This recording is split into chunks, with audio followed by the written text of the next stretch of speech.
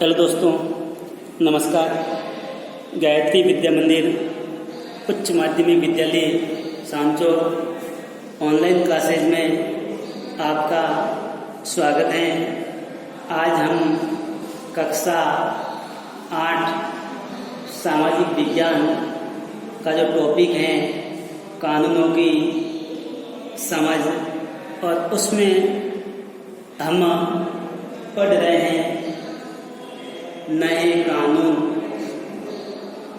किस तरह बनते हैं। तो देखिए, कल हमने नए कानून के तहत कुछ घटनाक्रम के बारे में पढ़ा था। जो घटना अक्टूबर 2017 की थी, जिसमें साजिया व कुसुम का वार्तालाप, उसके बाद में साजिया और कुसुम का एक महिला संगठन का सदस्य होना, उनकी स्थिति को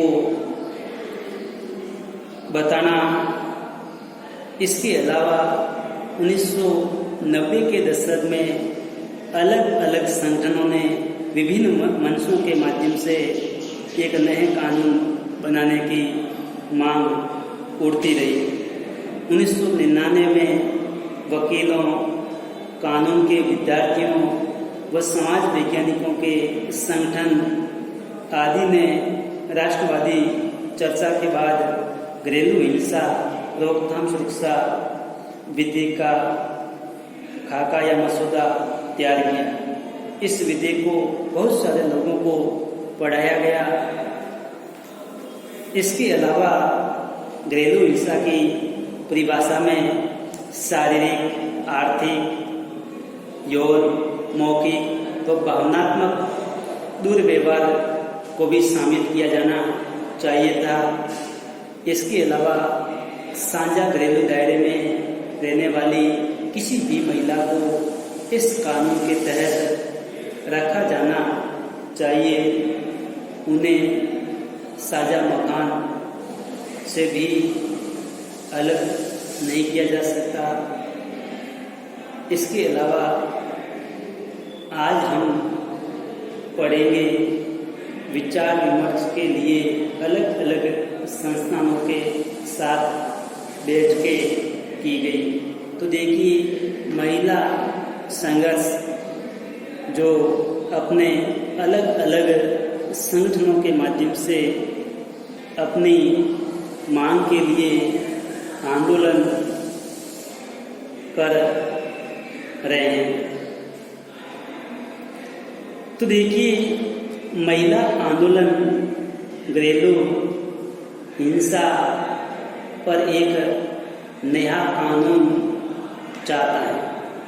महिला आंदोलन की यही मांग थी कि जो घरेलू हिंसा है, इस पर एक नया कानून बने और उनकी रोकथाम की जाए। सरकार को ये प्रस्ताव जल्दी से जल्दी संसद में पेश करना चाहिए। ये प्रमुख महिला संगठन का मुद्दा था। तो देखिए,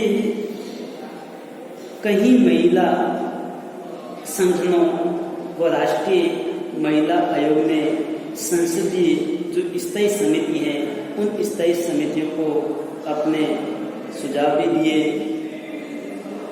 और उन सुझावों को संसदीय जो स्थायी समिति है, उन्होंने अपने सदन में पेश भी किए। जैसे एक जो संसदीय स्थायी समिति का अध्यक्ष हैं, वो समिति में विधेयक के बारे में जानकारी दे रहे हैं। तो उन्होंने कहा, संसदीय स्थायी समिति के माननीय सदस्यगण, वर्तमान विधेयक को बदलना जरूरी है। हम घरेलू हिंसा की प्रस्तावित परिभाषा से तो सहमत नहीं है, लेकिन जो वर्तमान जो ये स्थिति है, इस स्थिति को देखते हुए विधेयक में बदलाव करना आवश्यक है। तो देखिए, तो एक सदस्य ने कहा कि इस कानून में बच्चों की स्थायी कस्टडी का भी इंतजाम होना चाहिए, केवल महिलाओं के लिए नहीं। इस प्रकार जब यह मांग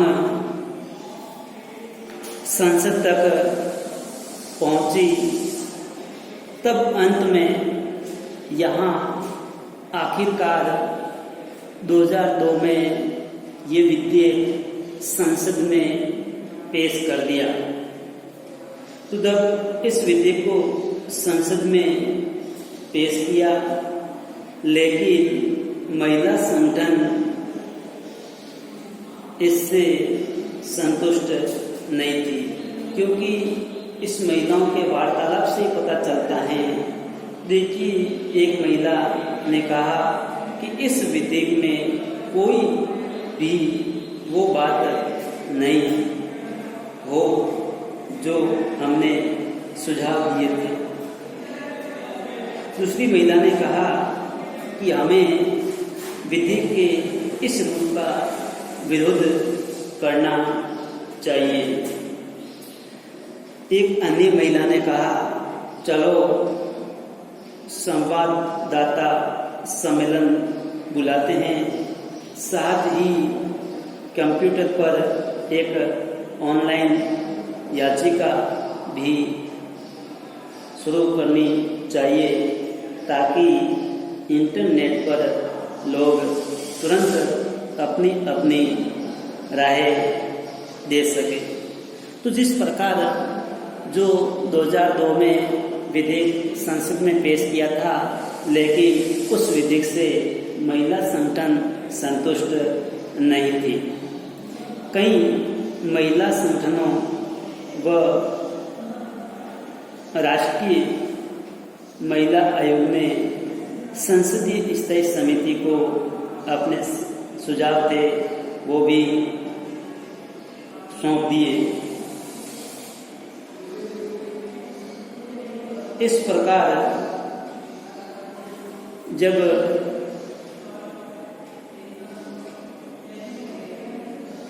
संसद में जो विधेयक पेश किया गया था,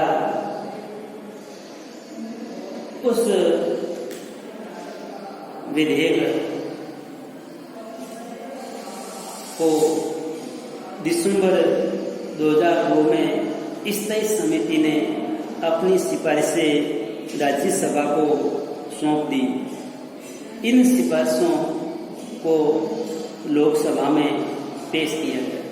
तो देखिए, जब स्थायी समिति ने अपनी जो सिफारिशें थी वो राज्यसभा को सौंपी, फिर राज्यसभा ने इन सिफारिशों को लोकसभा में पेश किया गया। जो ये कमेटी बनाई गई थी, उस कमेटी की रिपोर्ट में जो महिला संगठनों की जो मांगे थी, उन ज़्यादातर मांगों को कमेटी रिपोर्ट ने स्वीकार कर ली थी। अब विधेयक संसद में पेश होने जा रहा है। 2005 में संसद के सामने एक नया विधेयक पेश किया गया। उस विधेयक का नाम था घरेलू हिंसा कानून या महिला सुरक्षा। तो देखिए, 2005 में संसद के सामने पेश किया गया। लोकसभा व राज्यसभा दोनों सदनों से अलग अलग 2/3 बहुमत से प्रस्ताव पास किया और दोनों सदनों से मंजूरी मिल जाने के बाद उस विधेयक को स्वीकृत हेतु राष्ट्रपति के पास भेजा गया। राष्ट्रपति ने उस विधेयक को मंजूरी दे दी, यानी विधेयक पर हस्ताक्षर कर लिया। आपको पता होगा कि कानून निर्माण में सबसे महत्वपूर्ण भूमिका संसद की होती है। दोनों सदनों से अलग अलग 2/3 बहुमत से प्रस्ताव पास होकर के राष्ट्रपति के पास भेजा जाता है। वह राष्ट्रपति हस्ताक्षर करने के बाद विधेयक कानून का रूप ले लेता है। इस प्रकार राष्ट्रपति ने हस्ताक्षर कर लिए। वह 2006 में घरेलू हिंसा महिला सुरक्षा कानून लागू हो गया। तो हम अब कानून तो लागू हो गया, लेकिन अब इस कानून के बारे में एक संवाददाता सम्मेलन का आयोजन रखा गया है। तो इनका आप स्क्रीनशॉट ले लें। तो इस प्रकार अक्टूबर 2006 में एक संवाददाता सम्मेलन का आयोजन रखा गया। उस सम्मेलन के दौरान एक संवाददाता सम्मेलन में रिपोर्टर ने कहा कि यह पहला कानून है जिसमें महिलाओं के हिंसा मुक्त परिवार के अधिकार को मान्यता दी गई है। तो महिलाओं ने कहा, घरेलू हिंसा की एक व्यापक परिभाषा पेश की गई है।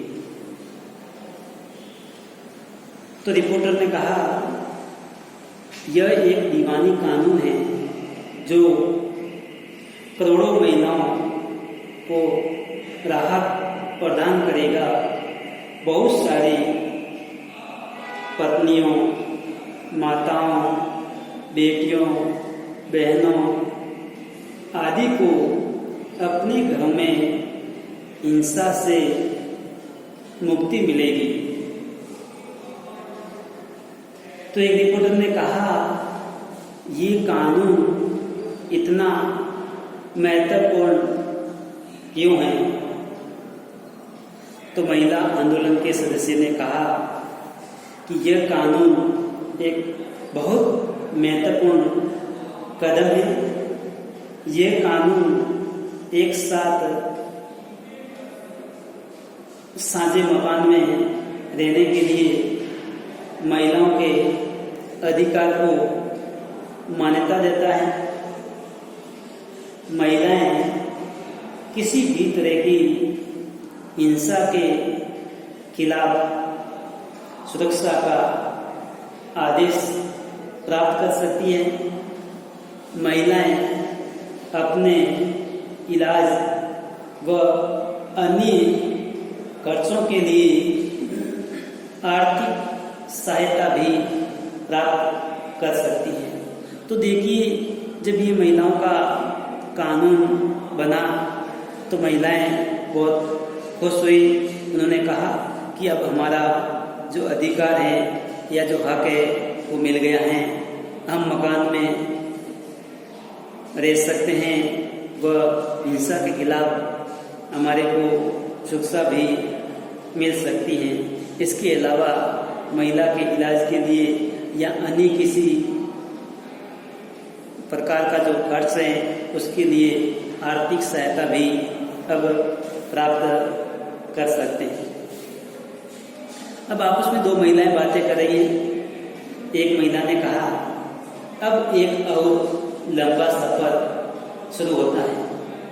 दूसरी महिला ने कहा, हाँ कानून बन गया है, लेकिन अब लंबा सफर शुरू होगा। हाँ, हमें इस बात का ख्याल रखना है कि इस कानून में जिन बातों का वादा किया गया है उन्हें सचमुच लागू किया जाए। हमें सब तरफ नज़र रखनी होगी। हमें महिलाओं, पुलिस, न्यायपालिका सभी को इस कानून के बारे में शिक्षित करना होगा। तो महिला ने कहा कि कानून बना दिया है, लेकिन कानून की जानकारी आम लोगों तक पहुंचाना, उनको शिक्षित करना, ये जिम्मेदारी महिला संगठनों की है। जिन औरतों के साथ हिंसा या दुराचार यानी बुरा व्यवहार होता है उन्हें आम तौर पर पीड़ित माना जाता है। जो भी महिलाओं के साथ हिंसा या दुराचार होता है तो हम उस महिला को पीड़ित महिला कहते हैं। इन हालात से उबरने के लिए औरतें अलग अलग प्रकार से या विभिन्न प्रकार से संघर्ष करती हैं। इसीलिए उन्हें पीड़ित की बजाय सर्वाइवर कहना ज़्यादा अच्छा रहेगा। यानी जो भी महिला हैं जो हिंसा या दुराचार से जो पीड़ित हैं, तो उस पीड़ित की जगह सर्वाइवर शब्द का प्रयोग किया जाए तो बहुत ही अच्छा रहेगा। सर्वाइवर का अर्थ है जो बचा रहे। तो देखिए, जो हमने टॉपिक लिया था कि नए कानून किस तरह बनते हैं, तो जो हमने ये उदाहरण के माध्यम से समझने की कोशिश की और इससे साफ या स्पष्ट पता लगता है कि नागरिकों की भूमिका कानून बनाने में कितनी महत्वपूर्ण है।